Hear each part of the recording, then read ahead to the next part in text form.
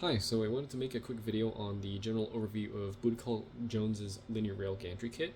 So I got this kit from PD3D. This was actually one of the kits that made me buy the K1 in the first place because I wanted to do a little bit more high chamber temperature printing, functional prints, and stuff like that.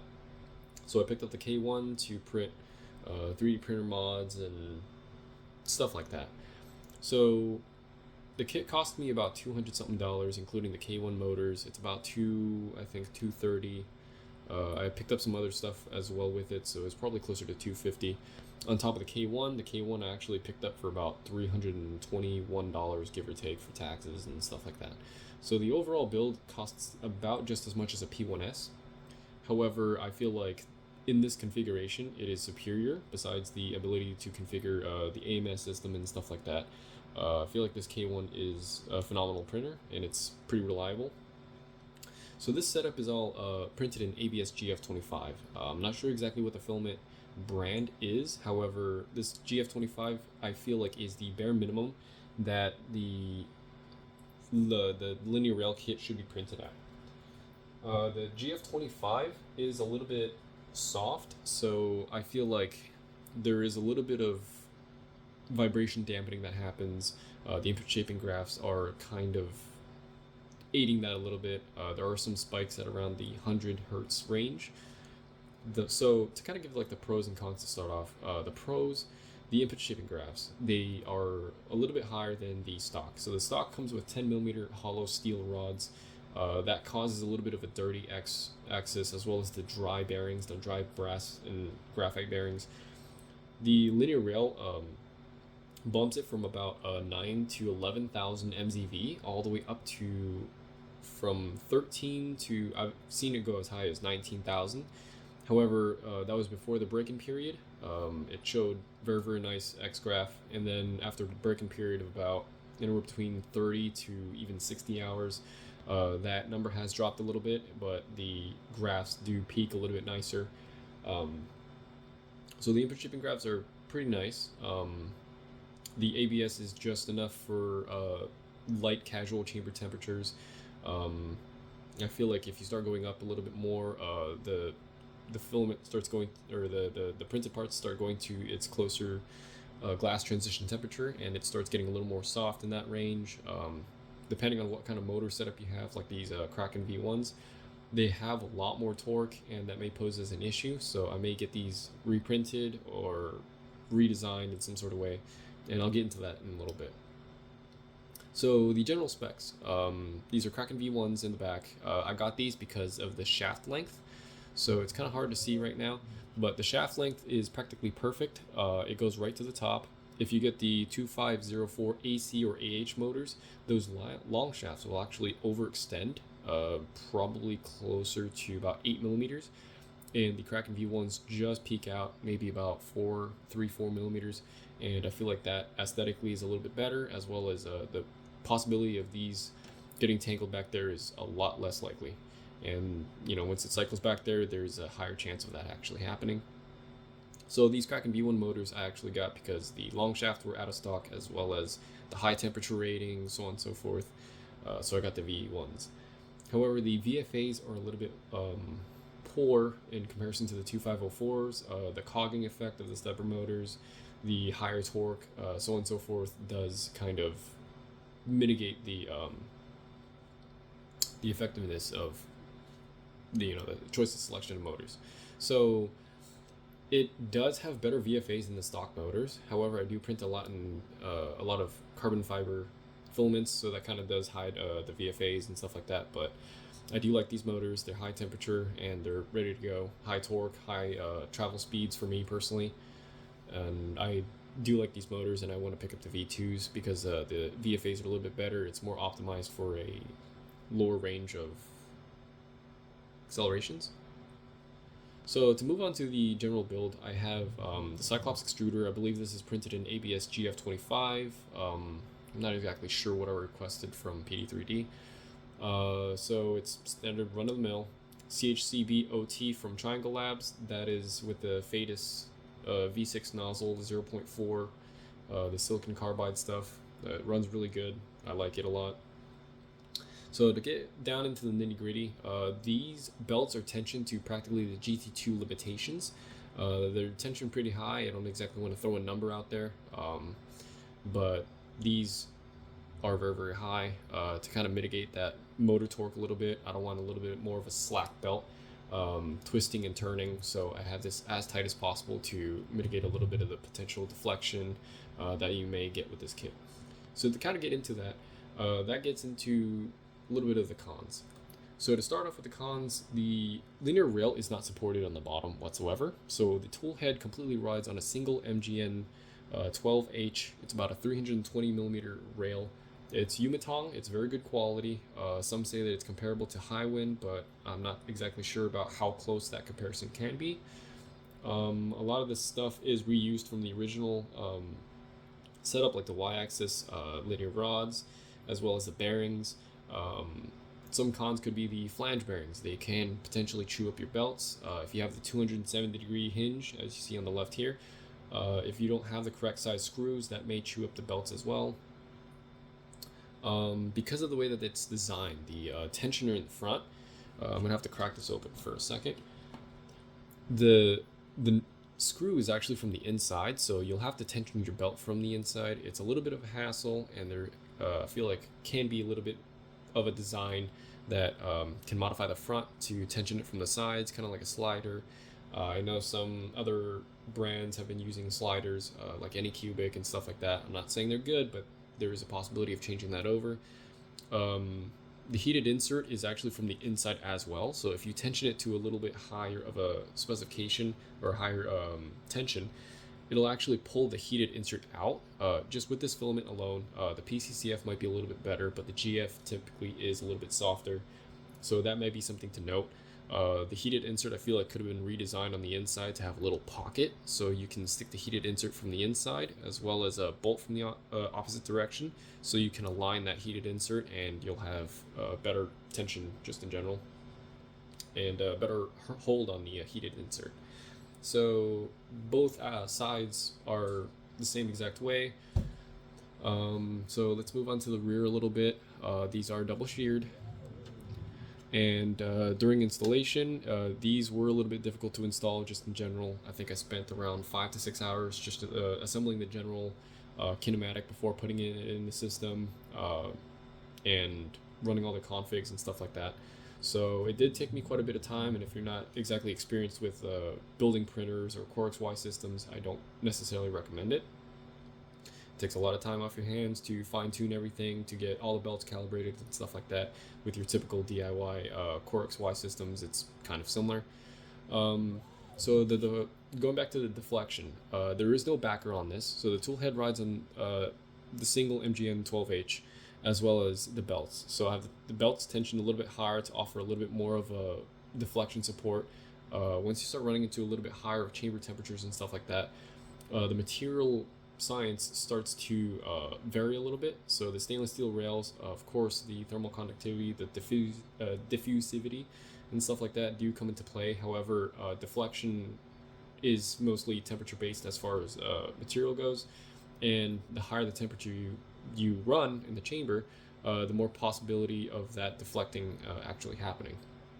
Now I did print everything as far as like the tool head cover and stuff like that out of plastic to make things lighter compared to the original injection molded shroud and stuff like that, so it does reduce some of the weight. Not exactly sure how much it weighs, but I would assume that it weighs less than the original. I don't have a cartographer on this, and the original hot end is a little bit heavier than the CHCB. So to kind of explain deflection a little bit, so this is just a single MGN 12H stainless steel rail. It's not super stiff, it's not a carbon steel or anything like that, so it tends to get a little bit soft, and as the temperature goes up, it gets softer. So deflection is basically defined as this. Say, for example, you have a very flat piece of steel. Now, as that temperature goes up and up and up, that deflecting starts happening because the weight, the weakest point of the linear rail is actually in the middle. So that's where the most amount of flex would potentially happen. So as this is moving at higher and higher speeds, back and forth, that starts adding weight to the middle. So when it gets a little bit stiff and that tool head moves to the center, it gets more and more droopy. So it's very, very similar to kind of describe it as a lower arch. Another thing that you may experience if you don't have your belt tension a little bit higher is torsion. So torsion is kind of not too noticeable with these kinds of systems because the tool head's not generally very heavy in comparison to the rest. It's got a single 40-20 fan in the front. There's no other cooling. It's a very low profile, very slim, very optimized tool head carriage that's based on the original K1. It's very optimized. So torsion is something to note. However, it's not something that affects much of your printing. So torsion is defined as the twist in the system. So as you can see here, I'm not adding a lot of force. I can have 2 fingers on this thing and I can twist it. So because this is stainless steel, it's not stiff, it's got no reinforcement or whatever, it can potentially flex. And not to mention, because these are ABS GF25, this is soft and the mounting is off of 1 screw. So there's not a lot of material that it's grabbing onto on the bottom, and it's not a lot of material to bite down on to begin with. So there's not a lot of stiffness, and it can tend to have a little bit of torsion. So deflection and torsion out of the way. I did mention that flange bearings do end up potentially chewing up your belts. I haven't noticed that personally. As you can see here, the belts are fine. It's fine on both sides. I have everything tuned and calibrated. This thing prints beautifully. However, the only thing that I recommend if you purchase this kind of kit is not using Kraken motors. Use 2504 AH motors. That's my recommendation. I wouldn't even settle for the ACs because of the way that I have the belts tension and everything to support what I do. I typically run this around 10K, 300 millimeters a second, and I run high travel accelerations. However, in an enclosed environment, these motors get really hot. So they can potentially get up to a temperature where you can't touch it. It's super hot, and you may have to heat sink it or water cool it or do whatever you need to do. But my general overview of this kit is whether or not you should buy it is depending on you. I think the stock K1 just needs a motor swap, maybe just a CHCB OT. This kit is kind of going a little bit overboard. However, I feel like there is room for improvement, and if you go into Booty Call Jones's Discord, if you sign into his Patreon and stuff like that, I'm pretty sure you can get these step files to modify this kit to see to how you want it. Personally, there is some other cons, I feel like. So this was designed around the cartographer eddy current probe. So this is the cartographer. The cartographer is mounted via 2 screws, and it goes on the underside. So it's actually in this orientation. It goes underneath and in the back portion of the toolhead carriage. So I actually have a additional toolhead carriage, and this is what it looks like. So the linear rail mounts on this side. It actually slots inside, and the rail it resides in this area. It's actually away from this about 1 millimeter. That's just based on CAD. So the cartographer goes on in the back. Let me see if I can get this installed here. And the screws mount on both sides. It's not installed all the way, but just as an example, there's a zip tie location for the cartographer probe. So it was designed around that initially. So basically the issue with this is once it rides to the back, you may have the potential issue of this impacting this rear Z bracket here, this plastic bracket for the bearing and stuff like that. So this limits your general Y bed. So the original wipe on the K1 was actually in the rear where this text is, and after installing the kit, this actually moved up about 12 millimeters, and it started impacting the general build plate itself. So that is a potential issue that you may run into. I've since changed the wipe position to about the front, so it's between the Creality text and the corner. These pulley blocks are a little bit different from the install video on the Covenant Customs. I believe I may have gotten a different variant. So Covenant Customs has a slot in the rear here for the XY joiners.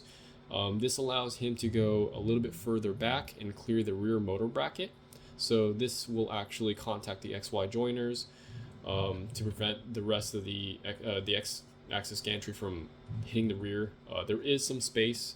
I feel like that could have been better optimized, but that may be something to look out for. I went from 220 on the Y to about, I believe, 205 for safety.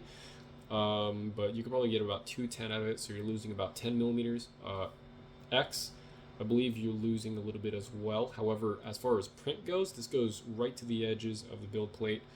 I believe you get about -2 millimeters on either side. I'm not exactly sure, but it's very, very tight, and I believe it's fine. These screws on the tool head cover may impact the sides of the XY joint. Actually, I think they clear. I'm not exactly sure. I believe they clear. Let me check that real quick. Yep. So the screws on the tool head cover itself do clear, so you shouldn't have an issue with that. So that shouldn't be anything to worry about. Everything does seem to work perfectly as advertised. There are grub screws positions for the Y axis linear rods. I have them all installed. It's not distinctly necessary. I personally like it for a little bit more reinforcement. Some other things to potentially note is the bearing stacks are a little bit difficult to install if you're not used to tight tolerances and stuff like that. Let's see. Oh, so this tool head carriage. A little bit more explanation, I guess. So the Cyclops and the K1 extruder. Let's see if I can pull one out. So I have a K1 extruder here. This is a version 3 K1 extruder. It shouldn't matter, honestly. So it goes on like this. You've got 2 screws on one side and 1 screw on the opposite side. However, there is a zip tie placement right here, and that is actually for the cartographer. So if you're not running the cartographer like I am right now, which installing the cartographer based on what firmware you have, that could potentially be impacted by if you're using a webcam and stuff like that. Most people running cartographer are not able to use the webcam, so I don't have the cartographer installed currently. However, that zip tie placement will actually prevent the lever arm of the Cyclops from opening up all the way. So I'm working on a modified tool head carriage for people that can't use a cartographer currently. So that's one of the small issues with the tool head carriage, as well as the spacing, the offset from the linear rail itself, the bottom of the rail, to the top of this is about 1 millimeter. So that means that you can't install backer systems. Like I have this prototype titanium, it's about 3.2 millimeters. I'll have to modify the tool head carriage, reprinted that in probably PET CF17 for a little bit more stiffness. It's stiffer than the ABS GF25 stuff, especially after post annealing. So I'll basically be cutting this off to allow for that heat sink to, speaking of which, that's another con, but I'll get to that in a second. The heatsink will actually pass through here, and the auxiliary fan will actually blow into the slot to kind of circulate that hot air out of the hot end itself. However, I'll be basically cutting this off and cutting the cartographer probe zip tie location off to kind of make it a little bit more easier to use for the general user. So another con with the hot end. So because this is ABS GF25, and say if you bought the kit, you don't have an aftermarket hot end and stuff like that. So the extruder goes on the very back side. So it goes on. However, you do have a little bit of space. That is for PTFE tubing, and this is actually CAD modified. It's actually very difficult to see, I apologize. So that is actually CAD modified to be kind of an oval shape, more like a pill shape, and that allows you to easily pass through a PTFE tubing. It goes all the way to the bottom, and that basically goes into the top of the heatsink for the K1. So this may pose as an issue if you're running the stock K1 extruder, because the heat break is very, very insufficient in those, in that original setup. So the hot end, say for example, you'll be running about 240 degrees Celsius if you're printing PETG or something like that. The heat will actually creep up into this tool head carriage, and because this is ABS GF25 or any of the ABS ASA variants, you will start off-gassing. So the heat is enough to heat creep up and start off-gassing inside the chamber, and if you are not used to, or if you don't have a properly sealed K1, that may pose as an issue as well. That's one of the biggest gripes that I personally had was the off-gassing. But that's, from a stock K1 hot end, and nobody should be running those anyways. Those things with a half decent nozzle setup will under extrude, so stay away from those. And that's practically everything that I've run into. I didn't have any cable chains or anything like that, so I'm deleting that off of my redesign or my remix of that. Everything pretty much is stock. The 4020 part for cooling fan is stock. My auxiliary fan actually has to stay on 100 or 80 to 100% to maintain that heat creep factor of the hot end. Even with the CHCB, it does start heat creeping a little bit above 260 or so. The heat break design is a little bit more efficient. It uses a copper block instead of what I assume to be aluminum or steel or some sort of a silver material. I'm not exactly sure. I tried carving that open and I couldn't find out at the moment. But in any case, those are all the pros and cons of what I found of the Booty Call Jones's linear rail gantry kit. And I hope you find this video helpful. Thank you.